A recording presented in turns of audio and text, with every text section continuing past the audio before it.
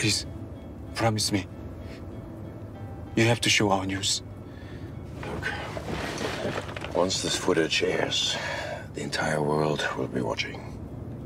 You're not alone. 독일인 배우 토마스 크레츠만은 영화 택시 운전사에서 계엄령이 내려진 1980년 5월 광주를 기록했던 실존 인물, 기자 위르겐 힌츠페터 역을 맡았습니다. 어제 크레츠만은 자신의 소셜미디어에 영화 촬영장의 사진 3장을 올렸습니다. 같이 올린 글엔 한국의 과거를 다룬 영화, 적어도 그렇게 생각했다, 이렇게 썼습니다. 지난 3일 비상계엄이 선포됐던 상황을 생각하면 영화 속 광주를 단지 과거로만 생각할 수 없다는 뜻으로 보입니다. 소셜미디어엔 배역을 잊지 않고 한국을 언급해줘서 고맙다는 댓글이 이어졌습니다. 토마스 크레츠만은 동독 출신의 배우인데요. 나치 독일군 역할을 여러 차례 맡았습니다. 택시 운전사 개봉 당시엔 한 체제가 어떻게 권력을 관리하고 시민을 억압하는지 잘 알고 있어 쉽게 공감할 수 있었다고 언급하기도 했습니다. 어제 탄핵안 표결이 무산된 데 대해서 미국 정부는 한국의 민주적 제도와 절차가 온전하게 작동하길 바란다는 입장을 냈습니다.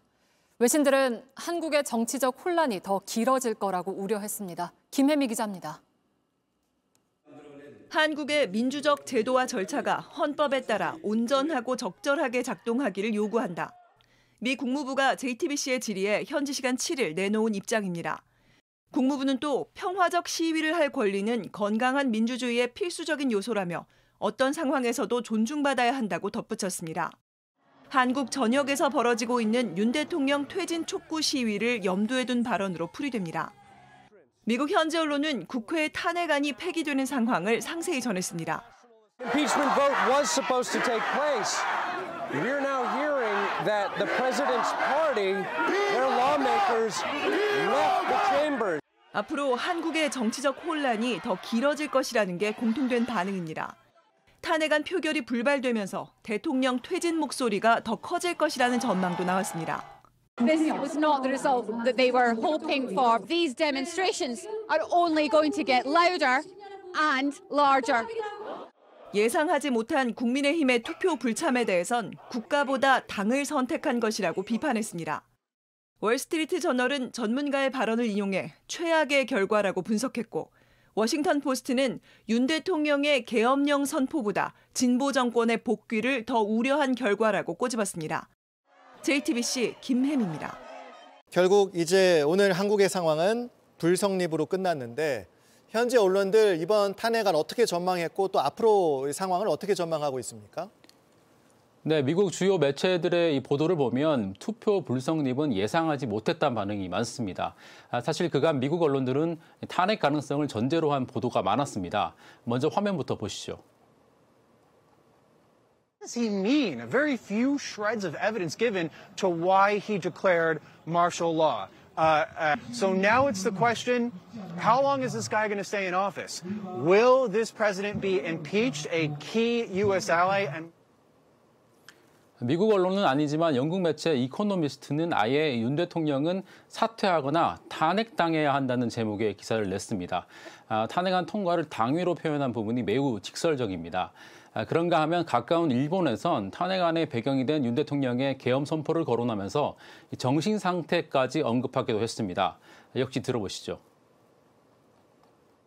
今回の戒厳令については政治的な自爆行為でもあると乱心としか言えないということで疑問が残るんですよね。乱心。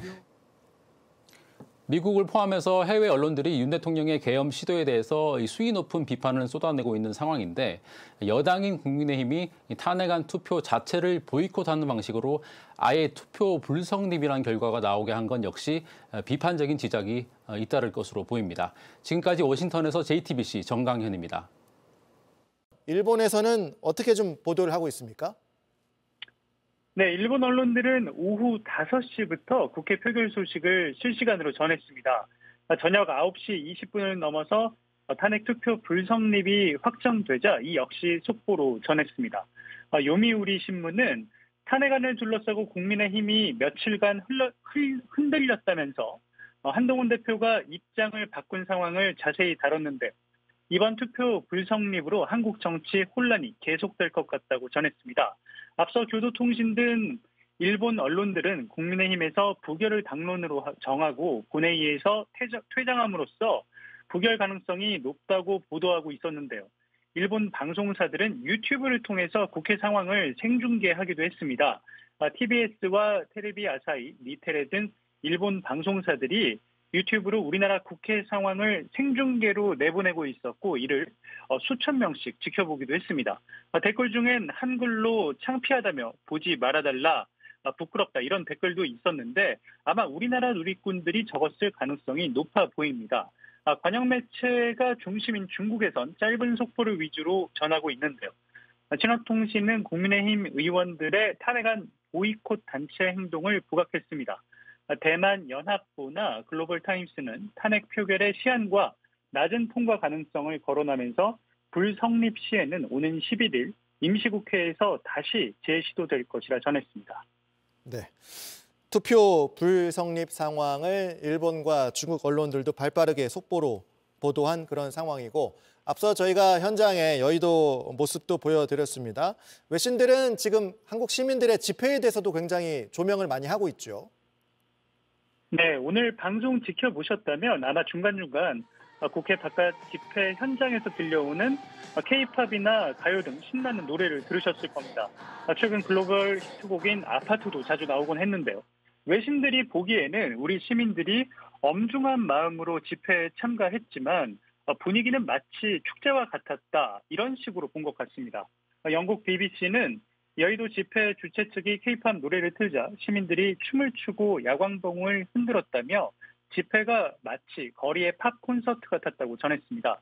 로이터 통신도 사람들이 히트곡을 들으며 함께 뛰고 노래를 불렀다고 전했고 뉴욕타임스는 집회 참가자들이 국민의힘의 투표를 요구하는 구호를 외치면 드러머들이 연주를 했다며 관련 동영상을 올리기도 했습니다. 홍콩의 성도일보는 경찰이 사고를 방지하기 위해 역을 폐쇄한 뒤 경계선이 쳐진 도로로 안내했고 이에 따라 참가자들이 줄을 지어 도로에 앉아 집회를 이어갔다고 전했는데 아까 여의도 국회 앞에선 쓰레기를 치우는 집회 참가자들의 모습이 비춰졌는데 이처럼 질서 있는 집회의 모습도 전 세계적으로 조명될 것으로 보입니다. 지금까지 도쿄에서 JTBC 정원석입니다.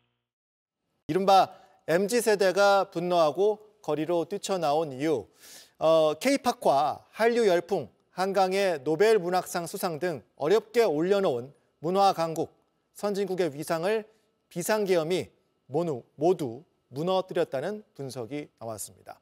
외신도 두 얼굴의 한국을 집중 조명하고 있습니다. 이 소식은 이지혜 기자가 준비했습니다. 그동안 한국 문화는 전 세계인의 환호를 불러일으켰습니다. Parasite. 영화 기생충은 칸 황금 종려상과 아카데미 사관왕을 휩쓸었고 우리 놀이문화를 소재로 자본주의와 불평등이란 질문을 던진 넷플릭스 드라마 오징어 게임은 에미상 6관왕을 기록했습니다. 빌보드 뮤직 어워드는 방탄소년단의 잔치였고 소설가 한강은 한국인 최초로 노벨 문학상을 수상하며 한국 문학의 경지를 끌어올렸습니다. 하지만 수상 소감이 있어야 할 자리는 계엄이란 두 글자로 얼룩졌습니다.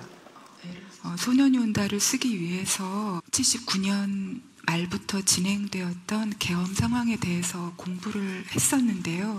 2024년에 다시 계엄 상황이 전개되는 것에 큰 충격을 받았습니다. 외신도 이 부분에 주목하고 있습니다. 영국 일간 가디언은 K-팝의 긍정적 분위기에 익숙해져 있던 전 세계 관중들은 그동안 몰랐던 한국의 다른 면을 목격하고 있다고 꼬집었습니다. 잘 알지 못하던 나라를 문화적 거물로 키웠는데 유토피아의 반대를 의미하는 현실판 디스토피아가 끼어들었다고 했습니다. 국회의사당 담벼락을 오르는 국회의원들, 머리 위를 날아다니는 군용 헬기도 함께 언급했습니다. 민주화 이후 한국이 일궈낸 눈부신 경제와 문화적 성장에도 한국 사회 곳곳엔 권위주의 문화가 남아있다며 이번 일로 군사 독재를 경험하지 않은 국내외 젊은 세대가 충격을 받았다고 했습니다. 실제 대학가를 중심으로 윤 대통령의 비상계엄 선포를 규탄하고 탄핵을 요구하는 목소리가 높아지고 있습니다.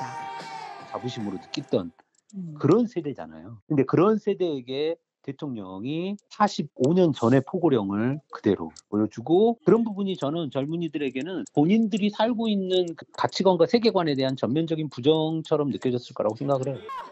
서울대에선 2,700여 명이 참여한 학생총회가 윤 대통령 퇴진을 결의했고 이화여대와 연세대 등도 기자회견을 열고 시국 선언에 참여했습니다. 대학가에 가보시면 80년대에 봤던 일부 학생운동 조직의 대자보가 아니라 개인이나 그냥 집단 이름으로 붙은 대자보들이 막 붙기 시작한 거예요. 이번과 같이 학생들이 굉장히 결연하게 이 사태를 대하는 모습은 처음 봤습니다. JTBC 이지혜입니다.